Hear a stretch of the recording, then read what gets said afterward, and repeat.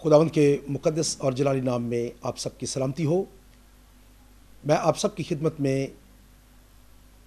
سلام عرض کرتا ہوں اور میرا نام پاسٹر اجمل خان ہے۔ میرا تعلق دبئی سے ہے اور میں خداوند کا شکر کرتا ہوں کہ آج مجھے یہ شرف ملا ہے کہ میں آسی سام منسٹری کی طرف سے آپ سب کے سامنے آ سکوں اور ان کی منسٹری کے بارے میں آپ کے ساتھ کچھ بات چیت کر سکوں۔ جہاں تک زبوروں کا تعلق ہے، زبور مسیحوں کی الہامی کتاب بائبل کا ایک حصہ ہے اور یہ پرانے عہد نامے کا ایک نہایت اہم حصہ ہے، اور زبوروں کو ہم محض صرف گیتوں کے طور پر نہیں بلکہ اس کو خدا کے کلام کے طور پر جانتے ہیں۔ بہت ساری مختلف زبانوں میں ان کے تراجم کرنے کے بعد ان کو گایا گیا۔ ہم خدا کا شکر کرتے ہیں کہ آئی ڈی شہباز جو ہیں انہوں نے خدا کے پاک روح کی تحریک سے اس بڑے کام کا بیڑا انہوں نے اٹھایا اور انہوں نے بڑی عرق ریزی کے ساتھ، بڑی محنت کے ساتھ اپنے ساتھ کچھ دوسرے دوستوں کو ملایا اور انہوں نے زبوروں کو اردو اور پنجابی میں انہوں نے ان کو منظوم کرنے کا ارادہ کیا اور برِ صغیر پاک و ہند کی مختلف کلیسیوں کے گیت گانے کا حصہ بنے۔ کلیسیوں کے اندر، عبادت گاہوں کے اندر یہ گیت گائے جاتے تھے۔ گو کہ آج بھی پوری دنیا کے اندر، نہ صرف پاکستان میں، ہندوستان میں، بلکہ دنیا کے بیشتر ممالک جہاں پہ پاکستانی مسیح جو ہیں وہ رہتے ہیں یا ہندوستانی مسیح لوگ رہتے ہیں، وہاں پہ یہ آج بھی یہ کلیسیوں کے اندر گیت گائے جاتے ہیں اور ان کی آج بھی وہی اہمیت ہے جو کہ آج سے بہت سال پہلے تھی۔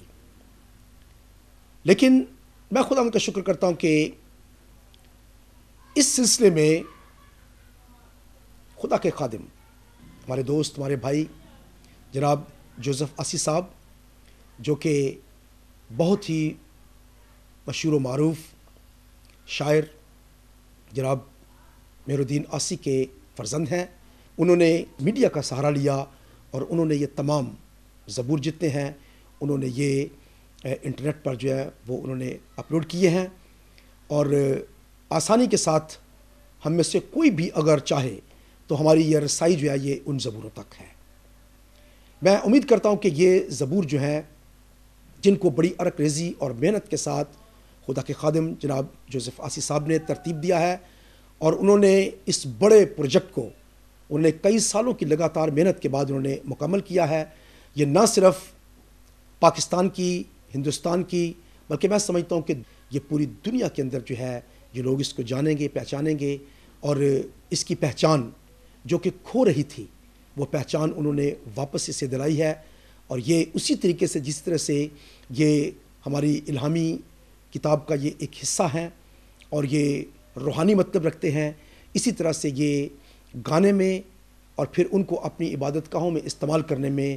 بھی یہ ہماری زندگی پر ایک بہت بڑا روحانی گہرا اثر جو ہے یہ چھوڑتے ہیں۔ میری دعا ہے کہ خداوند ان کی پوری ٹیم کو، جن کے اندر سرفرست میں سمجھتا ہوں کہ ان کے بہت ہی مددگار جو